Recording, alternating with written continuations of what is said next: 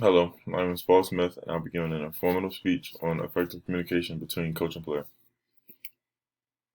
How many of you have ever played a sport? Well, I have. I played basketball since I was 10 years old. As you can see, I have three main points that will improve effective communication between coach and player.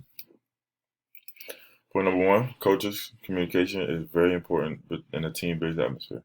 According to an article I got from ScholarWorks, they had a lot of points, but the ones I found that are effective and important are the way they can communicate affects the plays and the athletes depending on the content of the message. I find that very important because the way a team like can receive a message is very they can find it either motivating or they can find it constructive criticism always comes along, so that's mainly what players think. But the most methods of delivery and relationships between the sender and receiver is extremely important. Point number two, I've got point number two from I found this from another article on Iowa High School Athletic Association. Coaches can communicate in various different ways. A lot of coaches had very different methods. Coaches communication means active listening, which like that's what pretty much all coaches want you to do. They want you to listen and then apply whatever they've told you to do, and how they want you to do it is extremely important. Open-ended question is very crucial for great coaching. So like I feel as though if you send any player out on the field, court, whatever, and they're confused on what they have to do, then you failed as a coach. No player, if you explain anything, should be confused. Which like majority of the time, every player when they lead the huddle should be fully confident in what they know their assignment is and what the goal is out of whatever you told them to do. So far I have three and great important ways to improve your coaching. I found this ways to improve your coaching. I found it was a lot more ways, but I've only put three in, because I found those are the most important. I found this in my article from Arkansas State University. They had an article on like coaching. Build your trust from day one. That is extremely important because every player is different.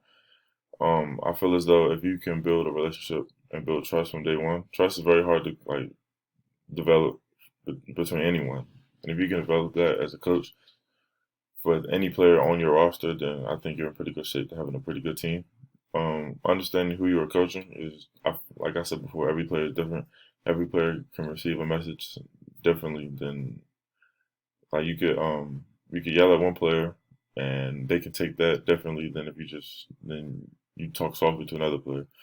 So I feel as though like if you understand who you're coaching, which I believe that comes with building trust. So like if you understand who you're coaching, I think you're in pretty good shape and having a pretty good team because every player is different. So understand, if you could really understand who every player you're displaying constructive criticism to, I think you're in pretty good shape.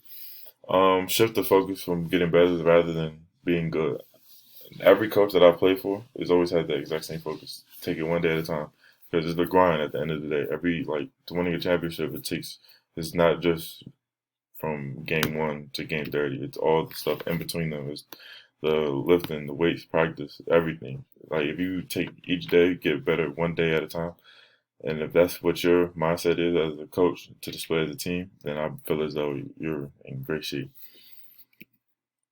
Um, my conclusion now that you've seen all the methods to getting better, what will your methods be? Remember the 3 points. Communication is very important in a team-based atmosphere. Coaches can communicate in various different ways, and a lot of coaches have very different methods. What methods would you have?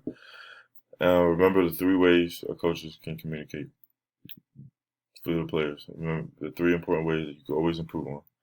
Um, these are all the websites for I got the articles for this speech, and thank you. I hope you enjoyed.